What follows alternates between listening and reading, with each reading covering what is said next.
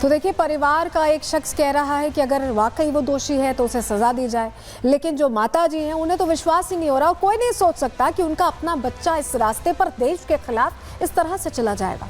तो आखिर कैसे आईएसआई के संपर्क में आया अब्दुल, हुआ क्या, कैसे कोऑर्डिनेट किया, कैसे लिंक हुआ, चलिए जानकारी आपको दे रहे हैं, आपको बताते हैं। दरअसल अब्दुल 10 महीने से Islamic State Khorasan province module से जुड़ा हुआ था। अब्दुल को वीडियो कॉल पर ट्रेनिंग दी गई, यानी ऑनलाइन ट्रेनिंग दी जा रही थी।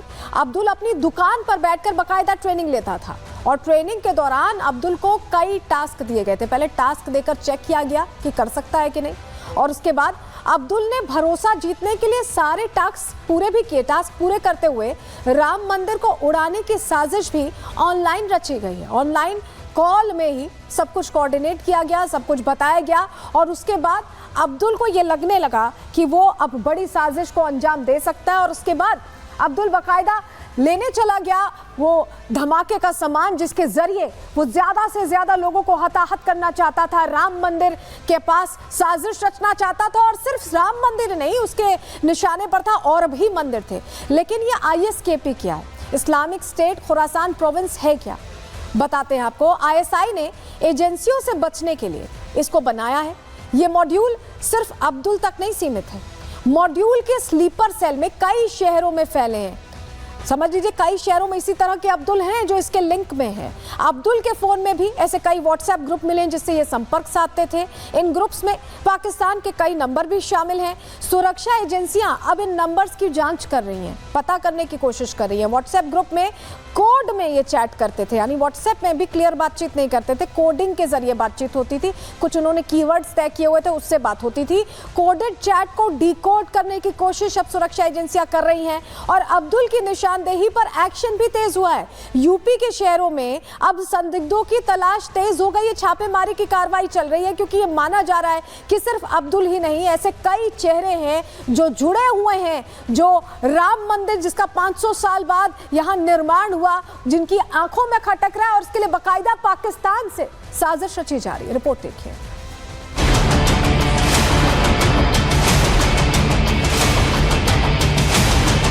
देश में सनातन का झंडा जब से बुलंद हुआ है, अयोध्या में भव्य राम मंदिर बना है, तब से आतंकी और पाकिस्तान में बैठे उनके आकाओं की नींद उड़ गई है। आतंकी इस कदर बौखला गए हैं कि वो किसी भी हाल में अयोध्या और राम मंदिर में दहशत फैलाने की साजिश रच रहे हैं।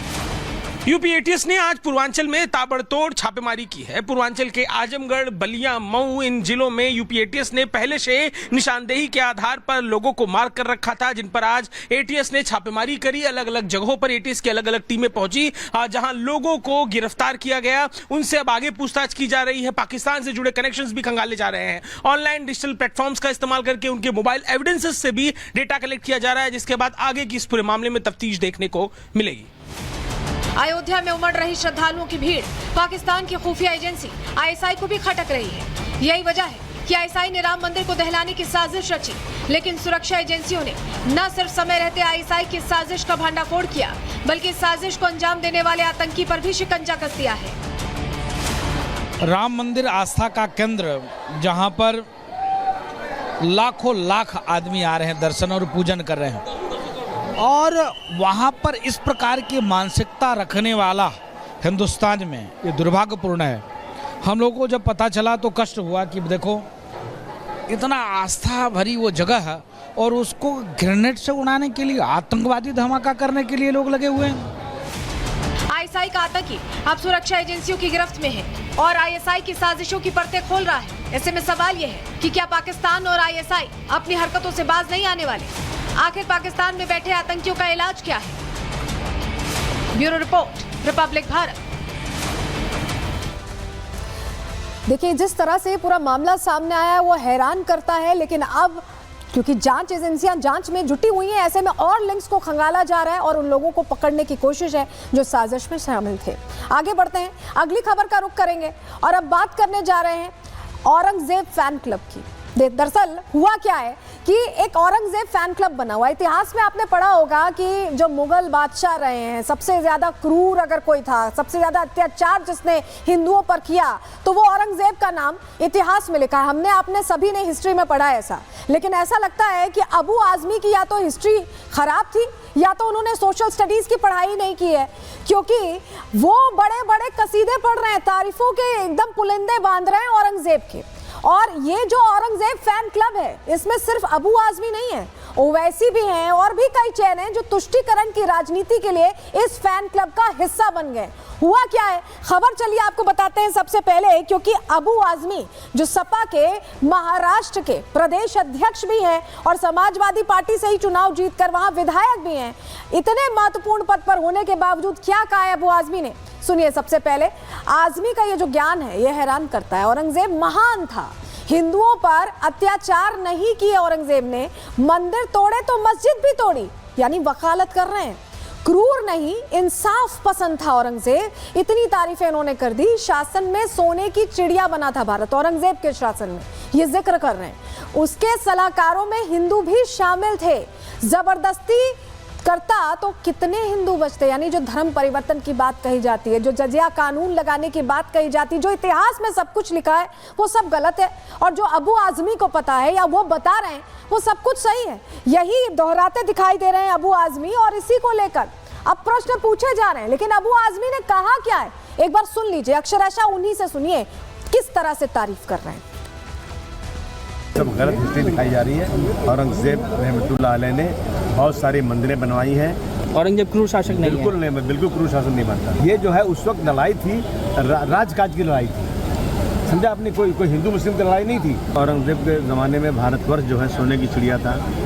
हमारी सरहद जो है अफगानिस्तान बर्मा तक बढ़ी हुई थी, सामने समझा आपने। और इसी को देख कर अंग्रेज यहाँ आया था, एक इंसाफ पसंद बादशाह था वो। सुनिए आपने अबू आजमी को। और इस बीच देखिए सदन के अंदर इस पर जोरदार हंगामा हुआ है। आज ही से बजट सत्र शुरू हुआ है महाराष्ट्र विधानसभा का और इसमें ये मुद्दा उठा और उसके बाद जोरदार हंगामा हुआ। एकनाथ शिंदे ने भी ये कहा कि ये राजद्रोह है और इस मामले में कार्रवाई होनी चाहिए, क्योंकि सभी हैरान हैं। महाराष्ट्र में इस मामले को लेकर विधानसभा में जोरदार हो हंगामा हुआ। संभाजी महाराजांच्या बाबतीमध्ये जागेवर बसा, सभागृह क्रूर।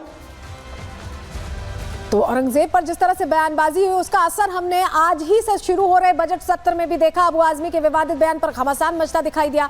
महाराष्ट्र विधानसभा में जबरदस्त हंगामा हुआ है। अबू आजमी की सदस्यता रद्द करने की मांग की गई है। डिप्टी सीएम एकनाथ शिंदे ने अबू आजमी पर कार्रवाई की मांग की है। एकनाथ शिंदे ने अबू आजमी को देशद्रोही कहा है। एकनाथ शिंदे जब ये बयान आया उसके बाद से ही आग बबूला है और एक तरह से कार्रवाई की मांग कर रहे हैं। उनकी मांग यही है कि कड़ी से कड़ी कार्रवाई और सदस्यता रद्द की जाए। सुनिए एकनाथ शिंदे ने क्या कहा।